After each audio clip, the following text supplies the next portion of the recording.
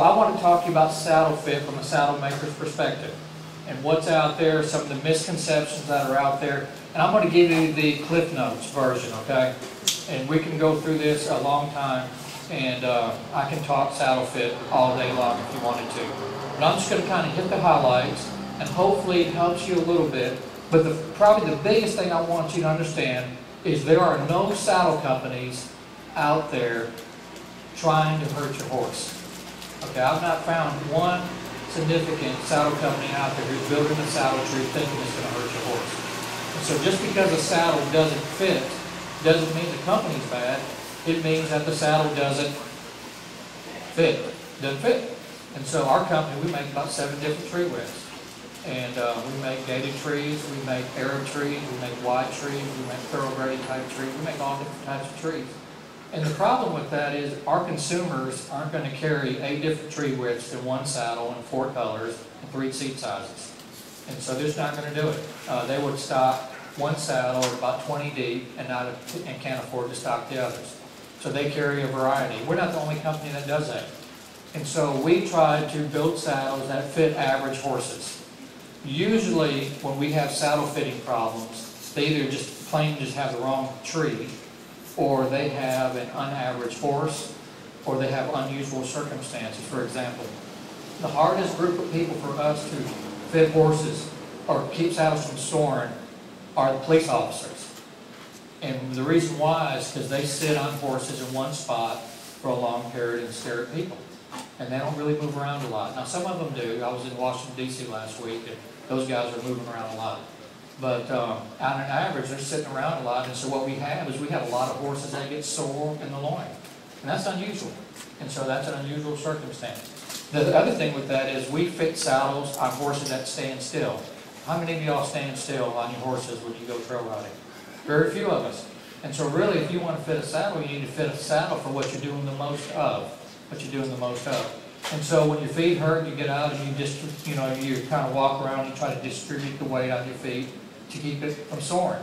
And so horses are very similar in that regard. I'm trying to make it simple so we can all understand it. We can get really detailed.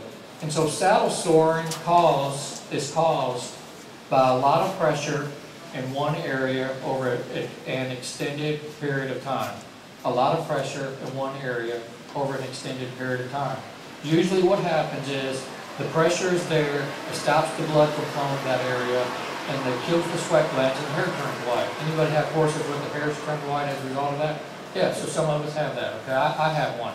And so some horses have a higher tolerance level than others.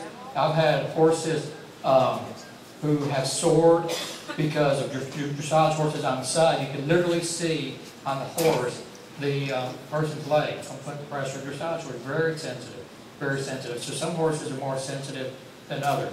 We have rigging pressure and stuff. And so I want to talk to you just for a few minutes. I only have about 15, 20 minutes about saddle trees, how they're made, some of the restrictions we have, and maybe it can help you when you go purchase a saddle, okay? So saddle trees are made in several different types. We have plastic trees, we have rubber injected trees, we have flexible trees, but for the most part, all trees start out looking somewhat like this. They can be plastic, rubber injected, somewhat like this. And they have bars. When people say, is your saddle making bar contact? They're talking about this right here, okay? Is it making bar contact? The front of it is called a swell, and the back of it is called the cantle. And so this actually has a place for a horn. And then usually we'll come back, and it's got all different types of covering. We have fiberglass covering, we have rawhide covering, we have durahide, which this is what this is. And durahide is really nothing more than what's in the back of that pickup truck. It's the lining that we spray in the back of pickup trucks. And a lot of people have done this because the tensile strength is strong. It causes the tree to flex a little bit. It's waterproof for our trail riders. The rawhide, when it gets wet, it's very loose, then it constricts again. And so when it dries, it constricts. And over a period of time, for a lot of our trail riders, we had the tree start warping because they're riding in the weather. It gets really loose. And then it constricts, and the tree causes it to twist. So the horse can ride for a long time, but we have to figure out how can we help the rider to ride for a long time.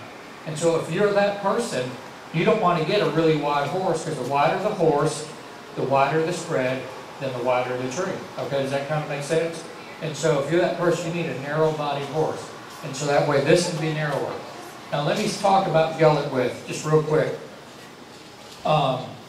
There's a couple different ways to do gullet width.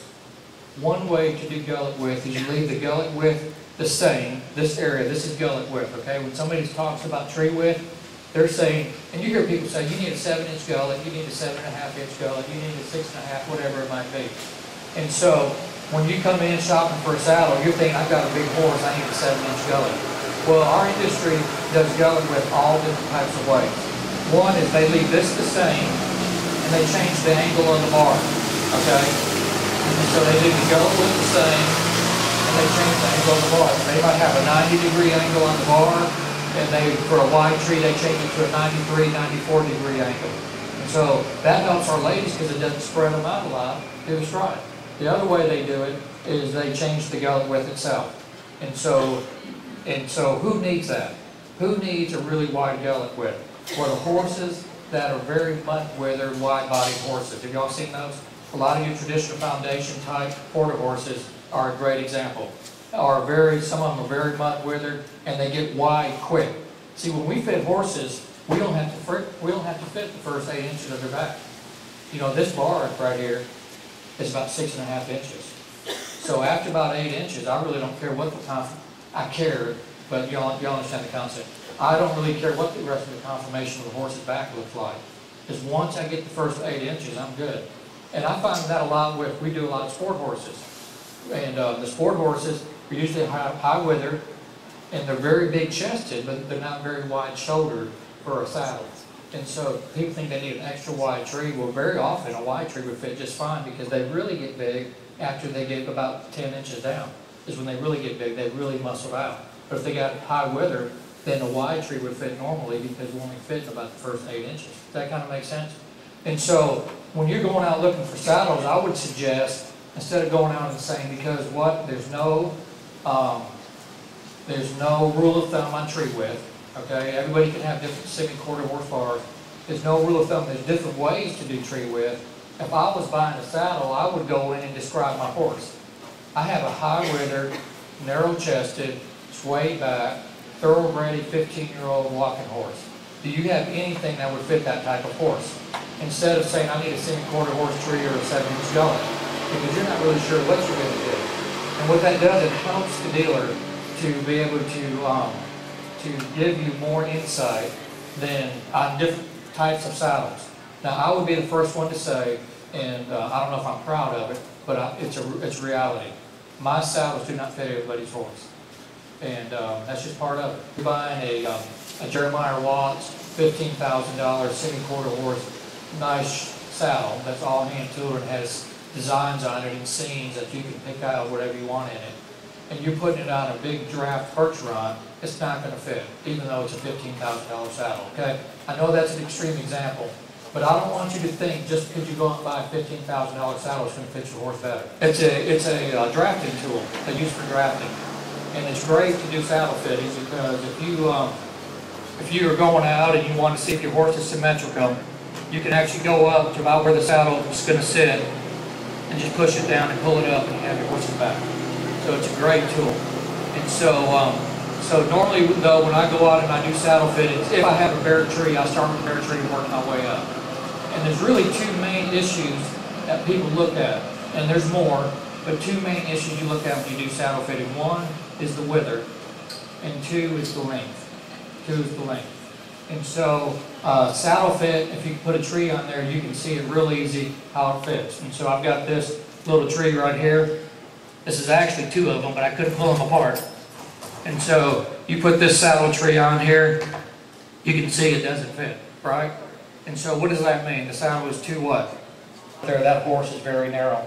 And so that tree's not going to work. That's a wide tree and a flex saddle.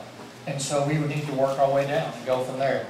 And so we're going to talk about padding in a little while, but let me just say generically, padding is good if it helps you make contact. You know, over a period of time, especially if you're a long rider, over a period of time the horse is going to feel it.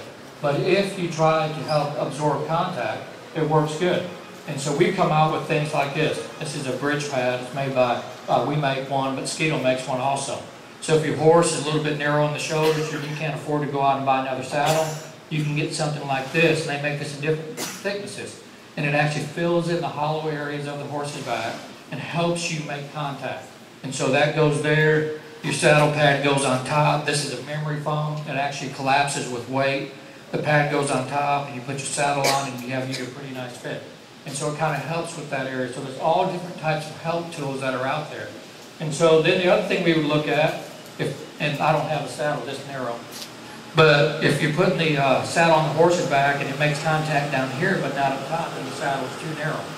And so we make saddles to fit average. We make saddles to fit average. So as a rule, semi-quarter horse, medium tree, regular tree. Semi-quarter horse, medium tree, regular tree all mean the same thing. Okay? And people call it different things. And so what does that mean? Well, a semi-quarter horse tree, as a rule, regardless of who makes it, fits high wither, narrow chested, thoroughbred type horses, as a rule. And so if that's what you've got, then you're looking for a medium tree, semi-quarter horse type regular tree is what we call it. And so then a wide tree, quarter horse bar, full tree, full quarter horse, as a rule, all means the same thing. And it means it fits more of a traditional foundation type quarter horse. And then we have extra wide trees for some of your draft percherons fits. Let me encourage you to use as little padding as possible. When you start padding up the horse, if the saddle fits really well, and you use a really dense, thick 1 inch, 1.5 inch pad, you are making the shoulders about 3 inches bigger. And you can take a saddle that doesn't fit and add 3 inches to it, and all of a sudden the saddle doesn't fit. And so in our society today, in our pad world, they're making very nice, very dense, thin pads. Very nice, very dense, thin pads. And so the better your saddle fits, I would say try to get by with as little padding as you possibly can. We call the middle part of the saddle the rock. And so this bar actually has a little bend in it. It's kind of like a rocking chair, okay? It's a rocking chair. And now some saddles have more rock than others. And so probably one of the biggest problems that Tucker has in their saddle fit is we get a lot of bridging. Does anybody know what bridging means? Tell me what bridging is. And so that's very common. And probably, you know, this is an extreme example, but I've got a picture here of a horse that is bridging. These are pictures we get, and people ask us, you know, can you fit my horse? And so see this horse right here in the middle? You know, I want to tell you, as good as we are, we make no saddle that's going to fit this horse, okay? And nobody does. And so, but, you know, that's an extreme case. I'll have people send me, and there's, usually when you see that, you'll see soaring in the wither first, and then you start seeing it in the loin when that's taking place. And so the way to fix bridging really is you have to become a visual person. And you have to kind of look. Now this would not take a lot of visual example, okay? But you get bridging from a sway-backed horse. You get bridging from a short-backed horse, okay? You get bridging from a saddle skirt that's longer than the horse's back. You can also get bridging if the bar itself, this right here is longer than the horse's back. The horse would have great conformation. But if the skirt is real long and stiff, or if the bar is real long and stiff, you'll get bridging. Now let me say, if I could, if you are larger than normal, okay, I don't know what that is, okay? If you are larger than normal, and you have to get a big seat for a saddle, the larger the seat, the longer the bar, okay? And so if this is a 16-inch tree. If this was an 18-inch tree, this would be moved back 2 inches, and this would be moved back about 3 inches. So that takes the bar length from about 22.5 inches to around 25 to 26 inches. And sometimes what we have happen is people who are bigger than normal buy short horses so they can do what? Get their foot in the stirrup. And usually short horses have short backs. And so if you're one of those people that like a big seat, need a big seat, want a big seat, you need to get a horse that has a long back, or else you're going to have some bridging issue bar, and you can have that, and skirt length. And so what happens if you have a saddle, you love it, and it fits most of your horses well, but you have this horse that's the best riding horse that you've ever had in all your life, but it's bridging. Well, they also make